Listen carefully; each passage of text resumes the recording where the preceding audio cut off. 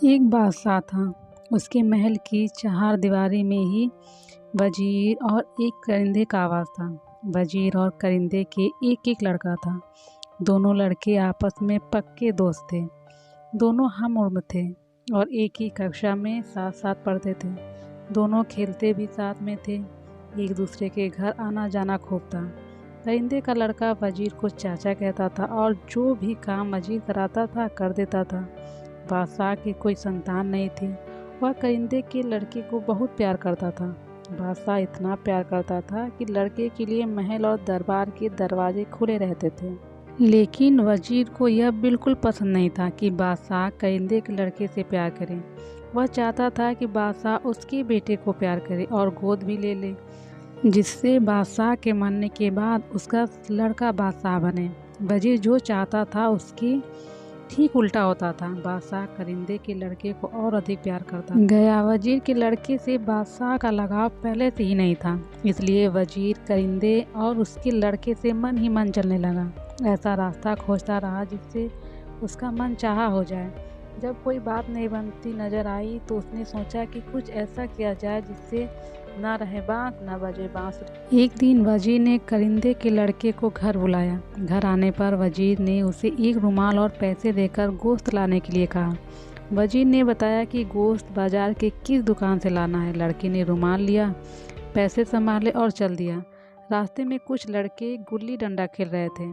उसमें वजीर का लड़का भी था। वजीर के लड़के ने परिंदे के लड़के को आते देखा और चिल्लाकर पुकारा, भैया कहाँ जा रहे हो? उसने कहा, मैं गोश्त लेने जा रहा हूँ।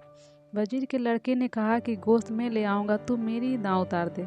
चाचा ने उस दुकान से गोश्त मंगाया है। उसने वजीर के बताए अनुसार दुकान तक पहुँचने का रास्ता बताते हुए उसे रुमाल और पैसे दे दिए। वजीर का लड़का गोश्त लेने के लिए चला गया और परिंदे का लड़का दांव उतारने लगा। चलते चलते वजीर का लड़का उसी दुकान पर पहुँच गया। उसने पैसे और रुमाल देते हुए कहा कि इसमें गोश्त बांध दो। कसाई ने रुमाल को पहचान लिया। इस रुमाल में निशान बना हुआ था। इसी रुमाल की वजीर ने दिखाया था और कहा था कि जो लड़का इस रुमाल को लेकर गोश्त लेने आए उसका काम तमाम कर देना। उसके एवज में वजीर ने भी पैसे दिए थे। इस काम के लिए कसाई ने अंदर एक भट्टी जलाकर पूरी तैयारी कर रखी थी। कसाई ने रुमाल और पैसे लेकर कहा कि यहाँ बैठ जाओ, अभी गोश्त बाँचता हूँ। उस समय दुकान पर कोई ग्राहक नहीं था। वजीर का एक लड़का जैसे ही अंदर पहुंचा, कसाई ने उसे पकड़कर जलती भट्टी में झोंक दिया। उधर दांव उतारने के बाद परिंदे का लड़का घर पर चला आया। लगभग 2 घंटे बाद वजीर अपने घर से बाहर निकला। उसी समय परिंदे का लड़का भी अपने घर से बाहर निकला।